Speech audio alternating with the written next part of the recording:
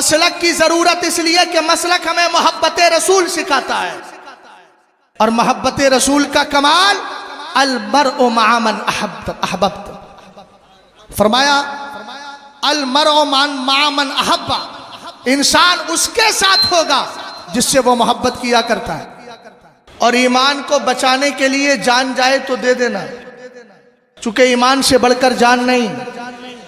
میرے امام نے اپنی کتاب انوار الانتباہ فی حل نداء یا رسول اللہ کے اندر ایک واقعہ ذکر فرمایا، ایمان کی اہمیت اسی سے سمجھیے گا، اور اس سے پیشتر ایک بات میں اور عرض کرتا ہوں۔ حضرت عمر فاروق اعظم رضی اللہ تعالی عنہ کا دور خلافت ہے، آپ کے دور میں ایک لشکر بھیجا گیا ملک روم کی طرف، ان میں ایک صحابی تھے، نام ہے حضرت عبداللہ ابن حذافہ سہمی، توجہ ہے، یہ گئے، طاغیہ نامی بادشاہ تھا روم کا، گرفتار کر لیا گیا، قریب آ کر کہتا ہے اسلام چھوڑ، میرا مذہب اختیار کر لے۔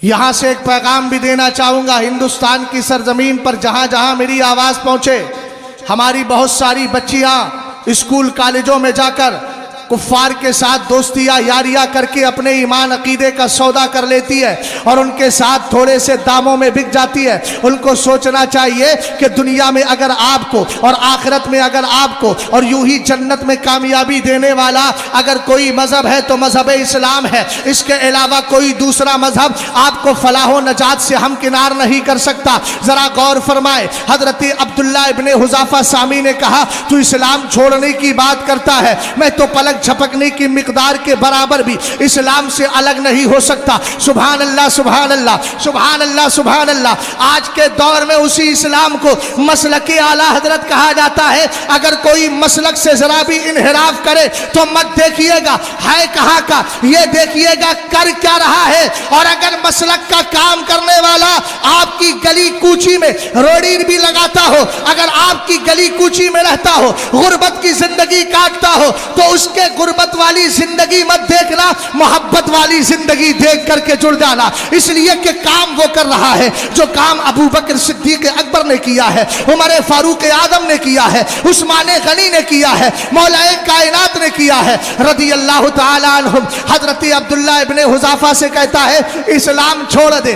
آپ نے کہا پلک جھپکنے کی مقدار بھی نہیں چھوڑ سکتا۔ اس نے تیر اندازوں کو بلایا، آپ کو لٹکا دیا اور کہا تیر مارنا، کبھی دائیں طرف سے کبھی بائیں طرف سے، ادھر ادھر سے تیر مارنا، لیکن جسم پہ تیر نہیں لگنا چاہیے۔ میں اس کو خوف دلانا چاہتا ہوں، ہو سکتا ہے میرے مذہب کی طرف لوٹ کر کے آ جائے، میرے مذہب کی طرف، میرے مذہب کو قبول کر لے۔ لیکن اس کو کیا معلوم تھا، جس کے دل میں عشق رسول کی شمع روشن ہو، جس کے دل کے اندر عشق رسول کا سراج و چراغ ہو، قسم خدا کی وہ کبھی دائیں بائیں نہیں جاتا ہے، یک درگیر محکم گیر مضبوطی سے اسی دروازے کو پکڑے رہتا ہے۔ کیوں پکڑے رہتا ہے، اس کی حکمت بھی آپ کو بتا دوں گا۔ پہلے سنیں، حضرت عبداللہ ابن حذافہ کے تیر گزرتے رہے، لیکن آپ نے ذرہ برابر بھی چوچرا نہیں کی، نیچے اتار لیا گیا، کہا اب بھی اسلام نہیں چھوڑے گا۔ آپ نے کہا نہیں، پلک جھپکنے کی مقدار بھی نہیں چھوڑ سکتا۔ ایمان کتنا قیمتی ہے، پوچھنا ہے تو ابو بکر صدیق اکبر سے پوچھو، پوچھنا ہے تو بلال حبشی سے پوچھو، پوچھنا ہے تو صہیب رومی سے پوچھو، سلمان فارسی سے پوچھو، حضرت عمار ابن یاسر سے پوچھو، حضرت سمیہ سے پوچھو، اسلام کتنا قیمتی ہے، اس کے لیے قربانیاں کس طرح دی جاتی ہے۔ آخر عبداللہ ابن حذافہ کے سامنے اس نے 2 برتن منگائے، ان میں پانی کھولایا گیا، ایک مسلمان کو پکڑا اور پکڑ کر ڈال دیا، کہا یہاں ڈال دو۔ آپ کو ڈال دیا گیا، مسلمان کو ڈال دیا گیا، جسم کی کیفیت بدل گئی۔ کہا دیکھ عبداللہ اس کی کیفیت کیسی ہو گئی ہے، اب تو اسلام چھوڑے گا۔ آپ نے کہا نہیں نہیں، پلک جھپکنے کی مقدار بھی اسلام نہیں چھوڑ سکتا۔ اس کے بعد آپ کہتے ہیں، بادشاہ کہتا ہے اس کو بھی جال دیا جائے۔ ذرا غور فرمانا، اسلام کو مٹانے کے لیے اور ایمان تمہارے دلوں سے نکالنے کے لیے ہر فرقہ موجود ہے، ہر جماعت موجود ہے، لیکن آپ کو ڈٹے رہنا ہے اور آپ کو یہی کہنا ہے جہاں میں عام پیغام شاہ احمد رضا کر دے، پلٹ کے پیچھے دیکھے، پھر سے تجدید وفا کر دے۔ ہمیں آگے نہیں پیچھے پلٹ کے دیکھنا ہے۔ دنیا ترقی کرے گی، آگے جائے گی، لیکن اسلام کے لیے پیچھے دیکھنا ہے صحابہ کا عقیدہ کیا ہے, اہل بیت کا عقیدہ کیا ہے, تابعین کا عقیدہ کیا ہے, تابعین کا عقیدہ کیا ہے. حضرت عبداللہ ابن حذافہ سامی کو سپاہی نے پکڑا اور پکڑ کر لے جانے لگا. جیسے ہی قریب لے کر کے جاتا ہے آپ کی آنکھوں میں آنسو آتے ہیں, سمجھ گیا شاید چھوڑ دے گا. قریب بلایا, کہا اسلام چھوڑے گا؟ کہا پلک جھپکنے کی مقدار بھی نہیں چھوڑ سکتا. کہا رو کیوں رہا ہے؟ رو اس لیے رہا ہوں کہ اللہ نے ایک جسم دیا ہے, ایک جان دی ہے,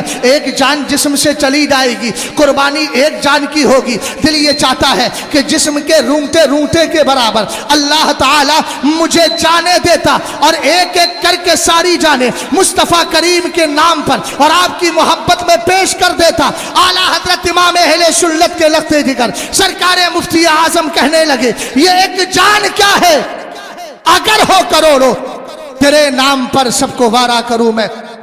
آپ سے اگر کوئی سوال کر لے کہ بریلوی ہی حق پر ہیں تو دلیل کیا ہے؟ ایک مختصر سی حدیث ہے, ہم ہی حق پر ہیں. اس کی واضح دلیل حضور نے فرمایا تھا یاتی علی الناس زمان فیغزو فیام من الناس فیقولون هل فیکم من صاحب رسول اللہ صلی اللہ تعالی علیہ وسلم. متن حدیث چھوڑ رہا ہوں, وقت بہت زیادہ ہو سکتا ہے, بس ایک جملہ سنیے گا. حدیث کا پہلا جملہ سنے, صحابہ میرے نبی نے فرمایا ایک زمانہ ایسا آئے گا. بھائی میں نے 2 منٹ لے لیے ہیں, آپ مائک کی سیٹنگ گڑبڑ کر کے مجھے سگنل مت دیجیے گا, ہے نا. بس میں نے 2 منٹ لے لیے, بات ختم کر رہا ہوں. سرور کائنات فرماتے ہیں ایک زمانہ ایسا آئے گا جس میں لوگ جہاد کرنے کے لیے نکلیں گے. نکلنے سے پہلے پوچھیں گے آپس میں تم میں کوئی صحابی ہے؟ لوگ کہیں گے ہاں صحابی ہے. فیفتح لہم, حضور فرماتے ہیں کامیابی مل جائے گی. اس کے بعد پھر کہیں گے ایک زمانہ ایسا آئے گا جس میں لوگ جہاد کے لیے نکلیں گے. پوچھیں گے تم میں کوئی صحابی کو دیکھنے والا تابعی ہے؟ لوگ کہیں گے ہاں ہاں. سرکار فرماتے ہیں فیفتح لہم, ان کو کامیابی مل جائے گی. پھر ایک زمانہ ایسا آئے گا لوگ پوچھیں گے بتاؤ تم میں کوئی ایسا ہے جس نے صحابہ کے دیکھنے والے تابعی کو دیکھ لیا ہو, جس کو تبع تابعی کہتے ہیں؟ لوگ کہیں گے ہاں ہاں. حضور فرماتے ہیں فیفتح لہم, کامیابی مل جائے گی. حدیث کا ایک جز مکمل ہو گیا. کامیاب فرقے کی بات ہو گئی, کامیاب جماعت کا تذکرہ ہو گیا. اب دیکھیں پہلی جماعت میں صحابہ ہے, کامیابی مل رہی ہے. دوسری جماعت میں تابعین ہے, کامیابی مل رہی ہے. تیسری جماعت میں تبع تابعین ہے, کامیابی مل رہی ہے. ہم نے کہا پتہ چلا ہم ہی حق پر ہیں. وجہ یہ ہے کہ صحابہ کی جماعت رافضی کتوں کے پاس نہیں ہے, اگر ہے تو مصطفیٰ کے صحابہ کے پاس ہے. ہم اہل بیت سے بھی پیار کرتے ہیں. اور یاد رکھو غیر مقلد بھی حق پر نہیں, اس لیے کہ وہ تابعی وہ صحابہ کو دیکھنے والے امام اعظم کی تقلید کا انکار کرتا ہے. پتہ چلا تابعی اس کے حق میں نہیں ہے. اور دیوبندی بھی حق پر نہیں, اس لیے کہ تبع تابعی حضرات اولیاء کے مزارات کو مٹی کا ڈھیر کہتا ہے, اس لیے وہ حضرات اولیاء کا دشمن ہے. اس لیے تبع تابعی بھی اس کے دامن میں نہیں ہے. ہم اہل سنت کا مزاج یہ ہے, مسلک اعلیٰ حضرت کا کمال یہ ہے, ہم صحابہ کو بھی مانتے ہیں, تابعین کو بھی مانتے ہیں, تبع تابعین کو بھی مانتے ہیں. اور ہم بباغ دہل کہتے ہیں تیرے غلاموں کا نقش قدم ہے راہ خدا, وہ کیا بہک سکے جو یہ سراغ لے کے چلے.